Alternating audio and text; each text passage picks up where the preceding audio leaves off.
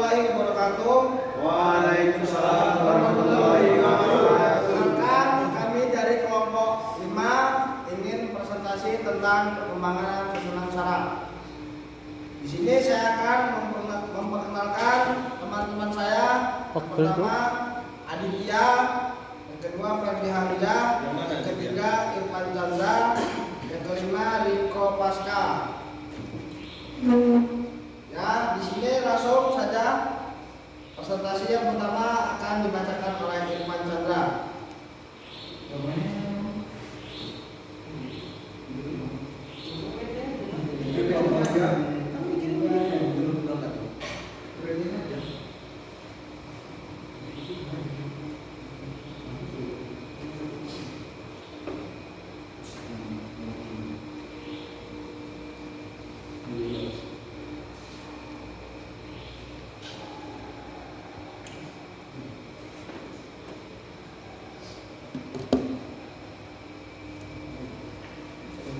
Perkembangan susunan saraf. Perkembangan motorik merupakan perpaduan antara unsur kematangan dan pengendalian gerak tubuh yang kedua-duanya sangat bergantung pada kematangan sistem saraf dan otot. Banyak faktor yang berpengaruh terhadap perkembangan motorik, antara lain genetik, gizi, masa terakhir, peran dan pola tua asuh, kesehatan dan jenis kelamin. Tanda-tandanya perkembangan yaitu adanya perubahan baik perubahan anatomis, fisiologis maupun perilaku. Anatomi ditunjukkan adanya perubahan kuantitas PSDS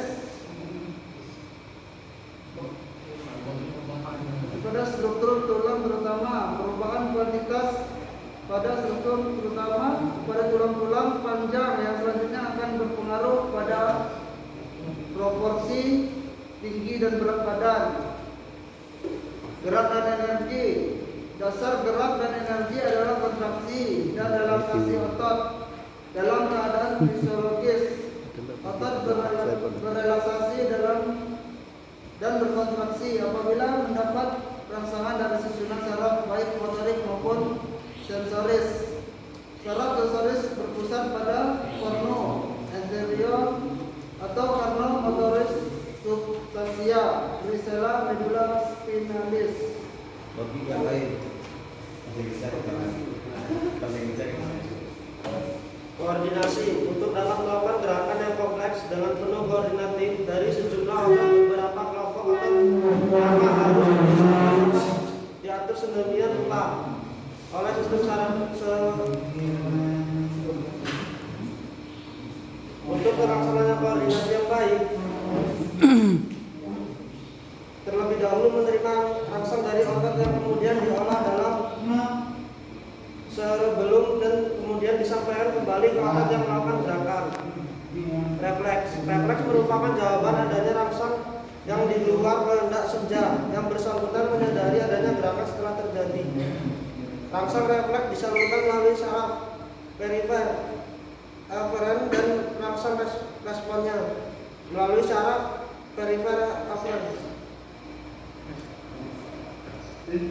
Tonus otot diatur oleh spindel otot yang berada di jaringan otot. Aktivitas otot akan diatur pula oleh struktur piramidalis, yaitu berfungsi dalam menghambat tonus otot agar tidak berlebihan, yaitu terjadinya kekuatan otot. Susunan saraf terdiri atas dua bagian, yaitu saraf sentral dan perifer. Saraf sentral terdiri atas sebelum dan sebelum, sedangkan untuk perifer terdiri atas saraf somotik dan saraf autonom. Sistem saraf dibagi menjadi dua, yaitu sistem saraf dan tepi. Sistem saraf pusat terdiri atas otak dan sumsum tulang belakang. Sistem saraf pusat memainkan dua fungsi, yaitu mengirimkan informasi tentang keadaan lingkungan dan tubuh ke otak dan mengirimkan informasi dari otak ke otot atau kelenjar.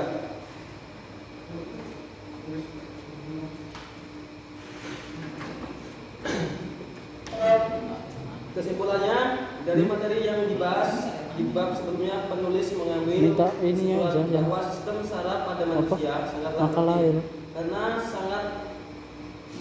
saraf sangat mempengaruhi sistem gerak pada tubuh manusia sehingga Minta makalah ya, makalah saraf saraf. perlu Makalah. diperhatikan untuk Sumpah mengetahui itu loh. perkembangan Judulnya. saraf yang dialami oleh setiap orang.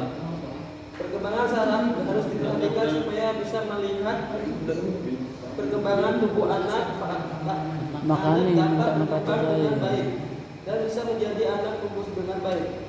Sebagai orang tua harus memperhatikan anaknya supaya bisa mengetahui perkembangan anaknya sehingga anaknya bisa dilihat bahwa perkembangannya baik. Jika perkembangannya tidak baik, berarti anak tersebut mengalami gangguan dalam perkembangan saraf. Ya, di sini kelompok kami memberikan 3 pertanyaan. Siapa yang mau bertanya? Dalam. Tulis nama dan pertanyaan.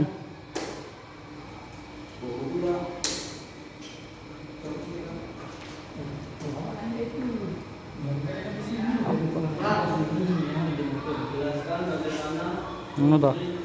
Nah.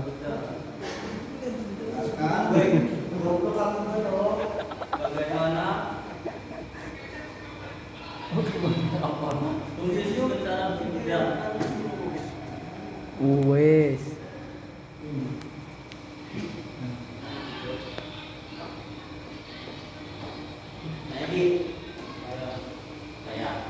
Kelompok berapa? 1. Haji. Kamera lu. Saya dari perkenalkan nama saya Ahmad Fauzi dari kelompok 1 dari bertanya bagaimana cara untuk mengukur atau melihat sistem saraf berfungsi secara baik atau normal. Bagaimana mengukur Ya.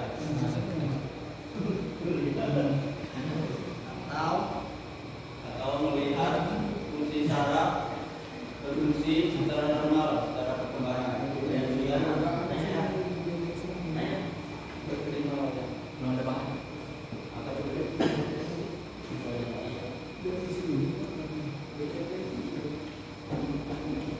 fungsi dan yang satu lagi Aisyah. Di sini saya akan bertanya itu Kelompok berapa? Wei? kelompok di sini kan untuk pelaksanaan koordinasi dalam otot saraf ini.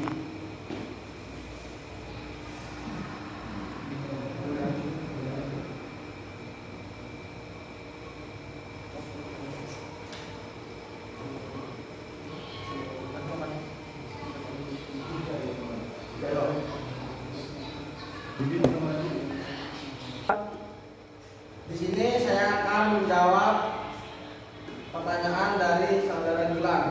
Galang. Saudara Galang. Sistem saraf adalah sistem koordinasi yang bertugas mengendalikan seluruh aktivitas tubuh. Cara kerja sistem saraf adalah dengan menerima dan meneruskan rangsang ke pusat saraf, misalnya otak atau sumsum tulang belakang. Gimana saudara Galang?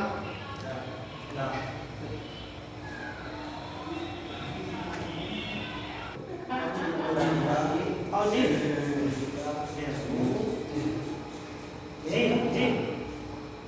Saya di sini akan menjawab pertanyaan Auji. ya. Bagaimana mengukur dan melihat fungsi saraf berfungsi secara normal? Cara mengukur itu bisa dilakukan dengan cara tes keseimbangan, yaitu tes saraf yang satu ini cobalah berjalan lurus sambil berjingkat. Bila dirimu dapat berjalan dengan baik tanpa kesulitan, berarti kondisi saraf baik.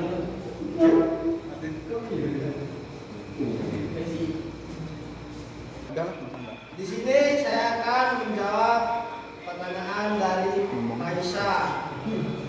Salah satu contoh koordinasi yang baik dalam sistem saraf adalah, nah di sini ada 2 ini gerakan. Yang pertama gerakan biasa dan gerakan refleks.